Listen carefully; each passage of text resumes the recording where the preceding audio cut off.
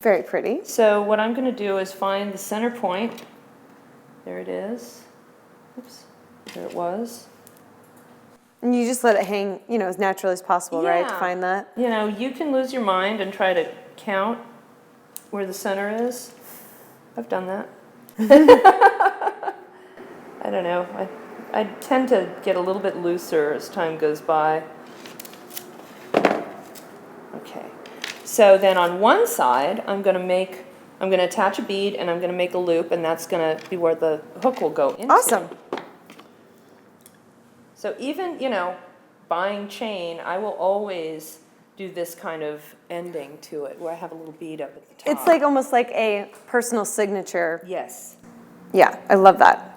And there was a time when I was primarily a bead person that I had signature tags made for all my jewelry. Wow. And my bead company was called Bead Brains. So every once in a while I come across one. They're so tiny, I would never make them myself. It's crazy. So I had a jeweler that would make them. But it's neat. It had a little stamp on it. You can get those made. And then you've really personalized it. Yeah. That's a great tip for any of you who want to start making your own jewelry company, which is, we also focus a lot in our course, is how to start your own business, sell your art. And do you have any special tips or tricks? Because we did talk about selling online or farmer's market or consignment. I mean, you have your own store. So. Right, and I've done all of those things. I've done craft shows, bead shows, consignment. I've, pounded the pavement, and I do like having my own store. Right. That has its own issues, but I can pretty much do what I want. I've sold on Etsy before, but once I recommend one of those kinds of places to be. Yeah. I kind of feel like if you're going to sell online, try to sell in as many places as possible. The larger sites, not the smaller ones necessarily, because if you're going to do those, you might as well be doing it on your own website. Right. It's a matter of, how big is the audience? What is their traffic? Now, I know that Etsy has gotten really big. Yeah. And so some people feel lost in it. And that's kind of where I started to feel. I primarily sold beads on there. Right. But you need to understand commerce. And this is what it's all about. If you've taken that step and you want to try to make a living or supplement your income. Right. Take it very seriously. It becomes a job. Yeah. And so you have to use social networking and, we talk about blog and all that. The more you do, the more your presence online comes up. And then do you also recommend, because one of the things I recommended was working with photographers and other people in the industry and trying to get your jewelry on, exposure and, a collaboration of the minds. Sometimes it's, I know for myself, I've been fortunate that early on in my bead career, I was in the right store that supplied a lot of stylists.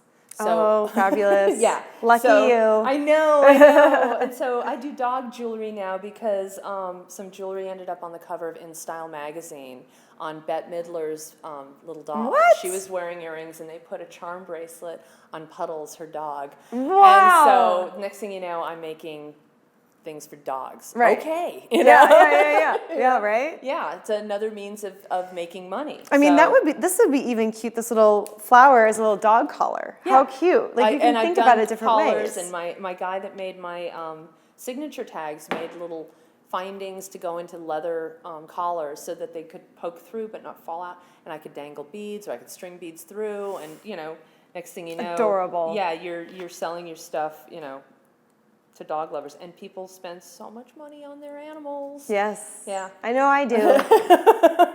So, and that's another one of those things where you can think about, where else can I sell my things? Right. Think outside the box. Yeah, totally. Love it. Yeah. So, be persistent.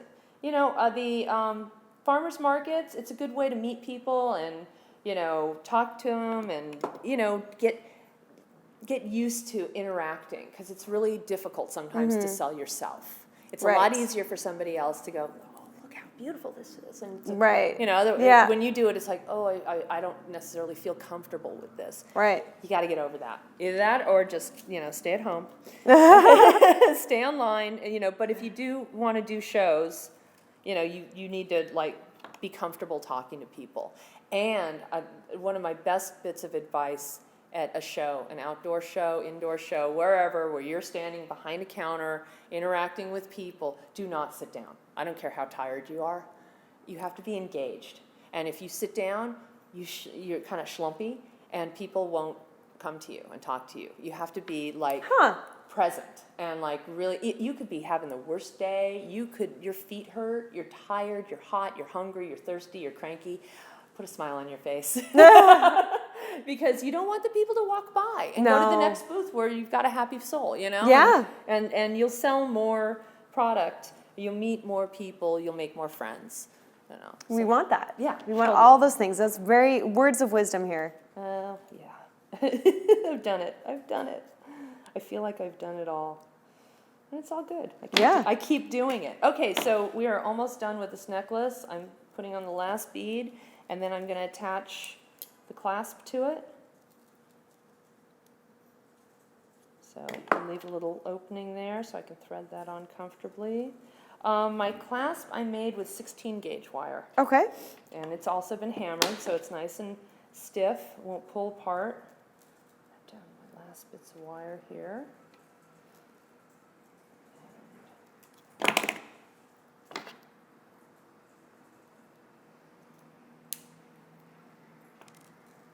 As the pile of snips grow, squeeze and tug, and then tuck in there, and boom.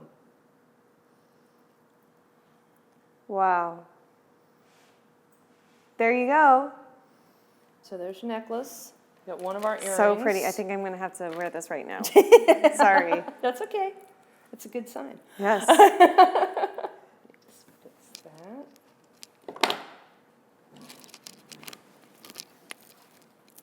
Oh, Perfect. yeah. That looks lovely. Yeah. Oh, wow. Matches great. Yay. I'm ready to go.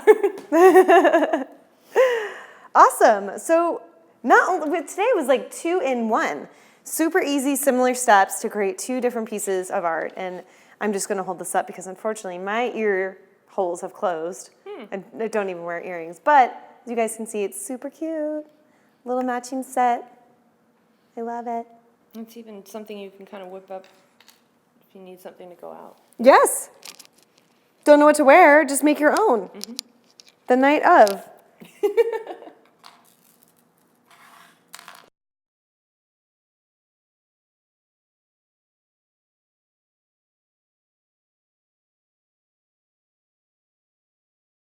So thank you so much, Kathy, for joining us on this little adventure. We learned not 1, but 2 different projects today, and they're so simple and beautiful. So thank you again for teaching me all about how to do that.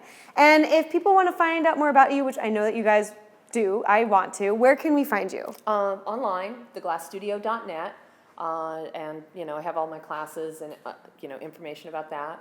I also write for craftgossip.com. And Awesome. I'm the glass arts editor. And on my Facebook page for, you know, the Glass Studio. Yeah, great.